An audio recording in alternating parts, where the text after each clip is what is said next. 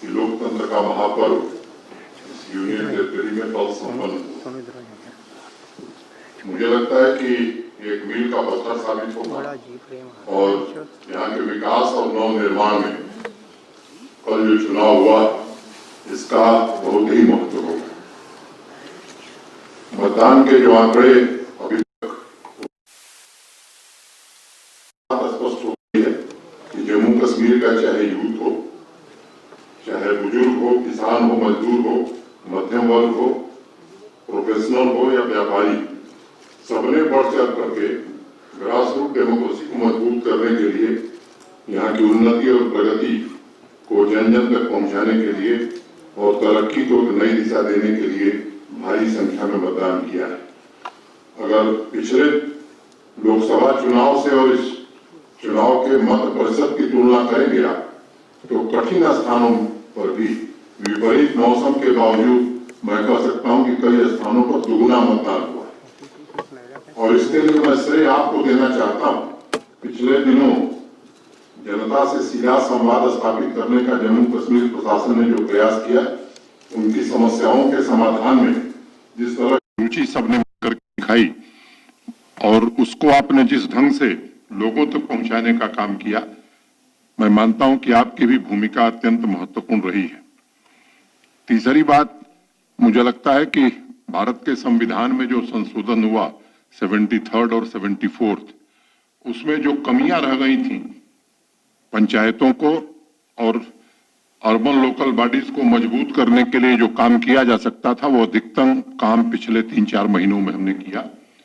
और 3 tier system यहां भी लागू हो तो डीडीसी के चुनाव भी यहां करा दिए। तो मैं उन सभी राजनीतिक दलों को और इंडिपेंडेंट उम्मीदवार को भी, जिन्होंने भारत के संविधान में आस्था व्यक्त की है, उनको भी मैं विशेष रूप से धन्यवाद देना चाहता हूं।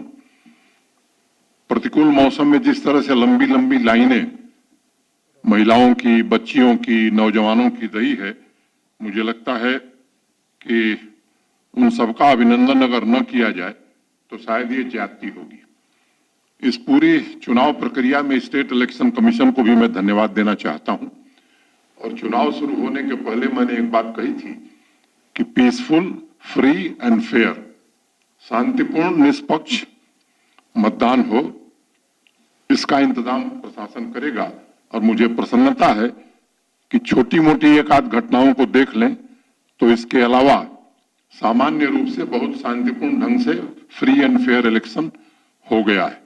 दूसरे राज्यों में भी अगर चुनाव आप देखे होंगे तो मुझे लगता है कि इससे ज्यादा घटनाएं होती हैं, ये और खुशी का मौका है।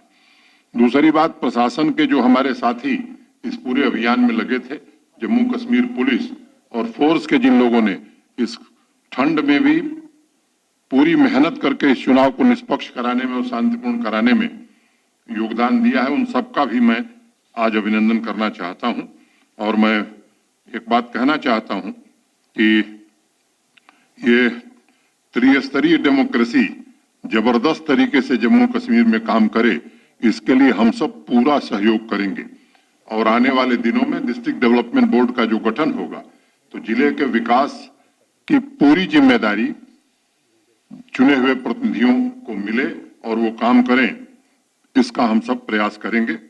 मुझे लगता है कि इससे ज्यादा मुझे कुछ कहने की आवश्यकता नहीं है और मैं उम्मीद करता हूं कि ये चुने हुए प्रतिनिधि और उनके माध्यम से जम्मू कश्मीर के विकास को नई ऊंचाई तक ले जाने का और जन कल्याणकारी योजनाओं को पूरी क्षमता से घर घर तक पहुंचाया जा सके, ये प्रयास हम करेंगे। एक बार फिर से मीडिया के साथियों के प्रति मैं आभार व्यक्त करता हूं और सभी राजनीतिक दलों को विशेष रूप से साधुवाद देता हूं कि भारतीय संविधान में आस्था व्यक्त करते हुए जो संशोधन हुआ उसको उन्होंने पूरी तरह स्वीकार किया। बहुत बहुत धन्यवाद, नमस्कार। फिर आगे भी श्रीनगर में मेरा रेगुलर हर महीने 1-2 बार मिलना होता था। जम्मू थोड़ा देर से आए हैं और ठंड भी बड़ी कड़ाके की पड़ रही है, लेकिन मैं उम्मीद करता हूं कि जल्द ही आप सबसे भेंट होगी। क्रिसमस और नए वर्ष की एडवांस में शुभकामना आप सबको देता हूं और उम्मीद करता हूं कि जल्द हम सब मिलेंगे। आपकी जानकारी में है कि 26 सितंबर को देश के सम्माननीय प्रधानमंत्री जी 26 दिसंबर को देश के सम्मानीय प्रधानमंत्री जी एक सेहत योजना का शुभारंभ करने वाले। आपको ये भी मालूम है कि आयुष्मान भारत प्रधानमंत्री जन आरोग्य जब शुरू हुआ था तो उसमें एक क्राइटेरिया थी कि 2011 के सेंसस में जो लोग गरीबी रेखा के नीचे जीवन यापन करते हैं ऐसे परिवारों को 5 लाख रुपए का हेल्थ कवर हर साल मिलेगा।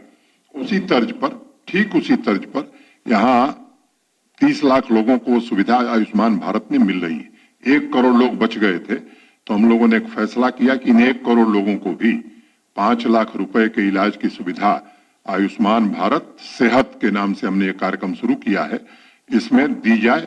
और 26 दिसंबर को प्रधानमंत्री जी के शुभारंभ के बाद हर सीएचसी पर, हर जनपद पर, यहीं जम्मू में भी हम लोग कार्यक्रम करेंगे, हर जिले में कार्यक्रम करेंगे और उसी दिन से गोल्डन कार्ड बंटना शुरू हो जाएगा।